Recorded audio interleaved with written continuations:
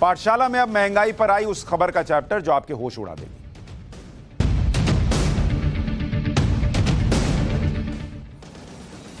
जो लोग भारत में महंगाई की बात करते हैं, जो लोग अर्थव्यवस्था को बदहाल बताते हैं, जो लोग भारत के श्रीलंका बन जाने वाली बातें कर रहे हैं, उन्हें आज मैं बताऊंगा कि महंगाई असल में होती क्या है, असल में अर्थव्यवस्था की बदहाली होती क्या है, असल में लोगों की परेशानी क्या होती है और असल में कौन से देश महंगाई से बेहाल है। आपको सबसे पहले यूरोप का उदाहरण देकर बताता हूं कि वहां पर महंगाई से कैसे सरकारें त्रस्त हैं और कैसे लोगों को बचाने और अर्थव्यवस्था को चलाए रखने के लिए बड़े बड़े राहत पैकेज देने और ऑफर देने की मजबूरी आ गई।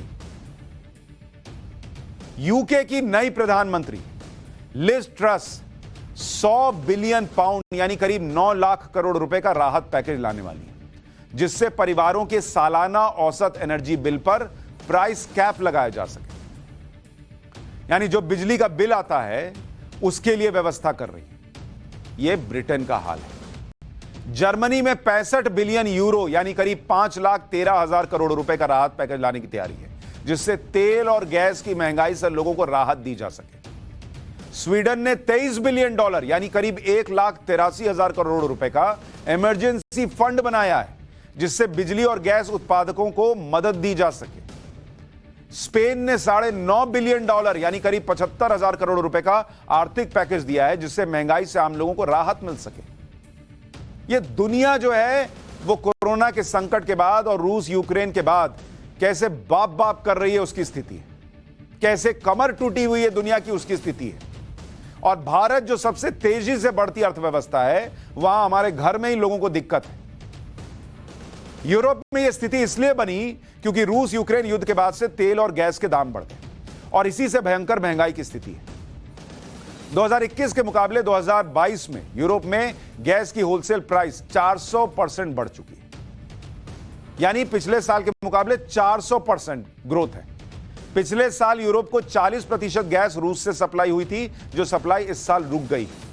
रूस से गैस सप्लाई रुकने से यूरोप में गैस और बिजली के दाम रिकॉर्ड लेवल पर है। बिजली बनाने में गैस का इस्तेमाल होता है तो बिजली की कीमतें भी रिकॉर्ड लेवल पर है। यह दुनिया का हाल है।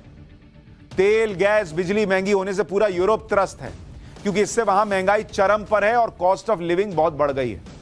यूके में महंगाई दर 10.1% है, जो 40 साल के रिकॉर्ड लेवल पर है। अगले साल यूके में महंगाई दर 22% पर पहुंचने का अनुमान है, 22% पर बॉस। जर्मनी में महंगाई दर 8.8% है, जो करीब 50 साल का रिकॉर्ड है, और इस साल के अंत तक जर्मनी में महंगाई दर जो है वो डबल डिजिट में पहुंच जाएगी। एस्टोनिया में महंगाई दर 25% के ऊपर है, लिथुआनिया में 21% के ऊपर, लातविया में 20-21% पर है, स्पेन में 10.3% पर महंगाई दर है। पूरे यूरोजोन में अगस्त में महंगाई दर 9% के ऊपर रही, जो एनर्जी प्राइस और खाने पीने की चीजों के महंगे होने की वजह से रिकॉर्ड लेवल पर है। यूरोप में इस महंगाई से जनता त्रस्त है और इसी वजह से लोगों को राहत देने और अर्थव्यवस्था चलाए रखने के लिए यूरोप के देशों को अलग अलग ऑफर देने पड़ रहे हैं।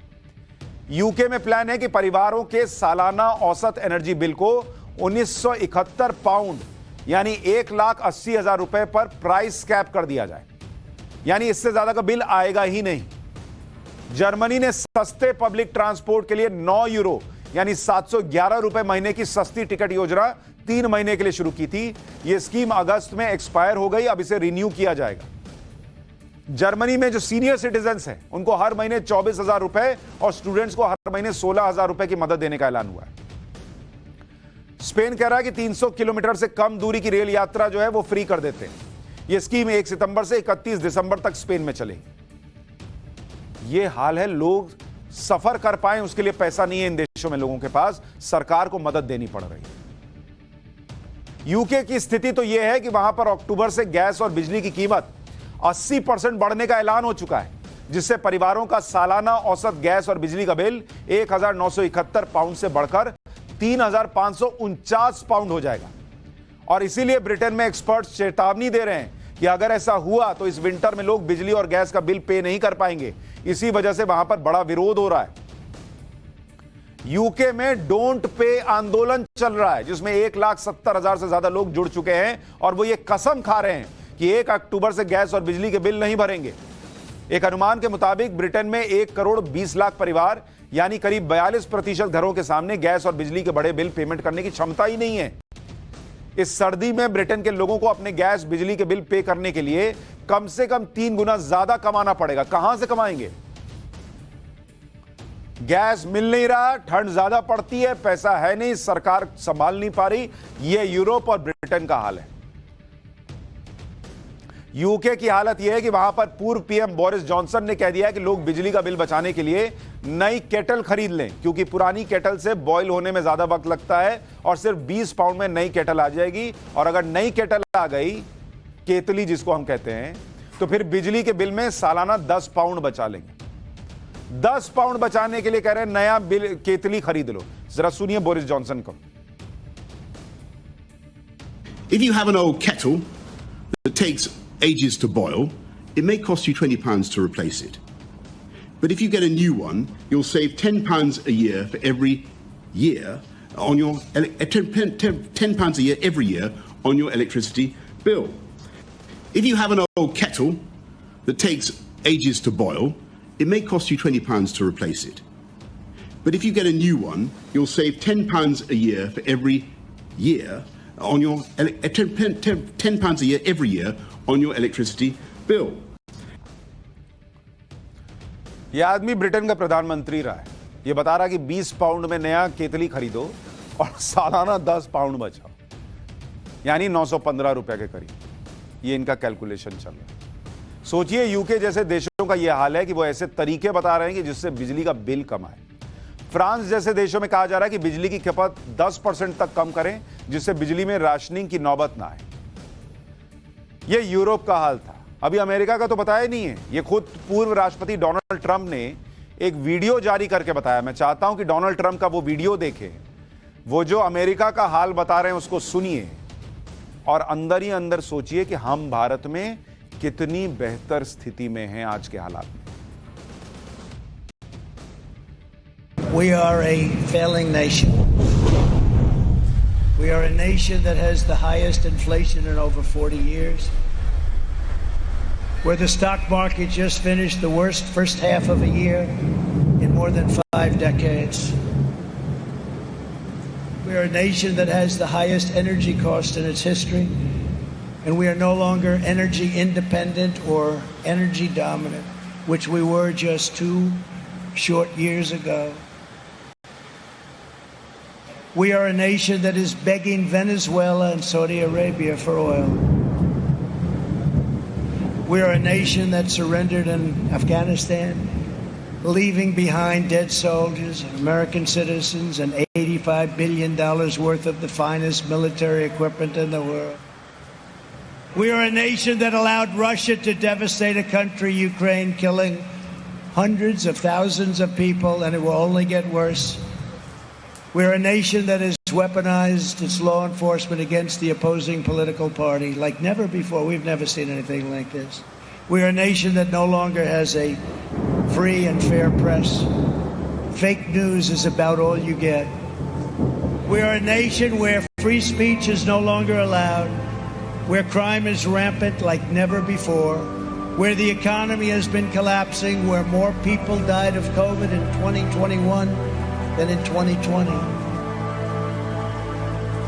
We are a nation that is allowing Iran to build a massive nuclear weapon and China to use the trillions and trillions of dollars it's taken from the United States to build a military to rival our own.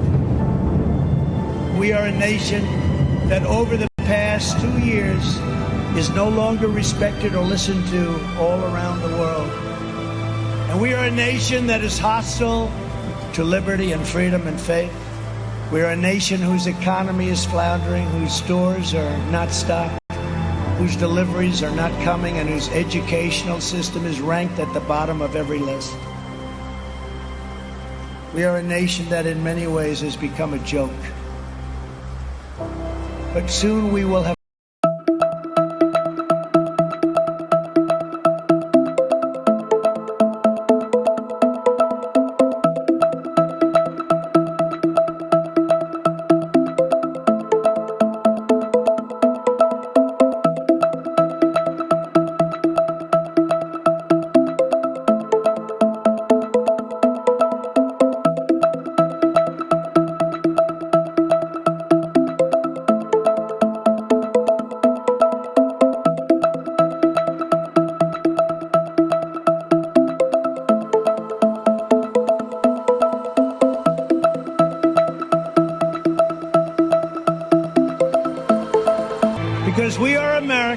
Americans kneel to God and God alone, and it is time to start talking about greatness for our country again.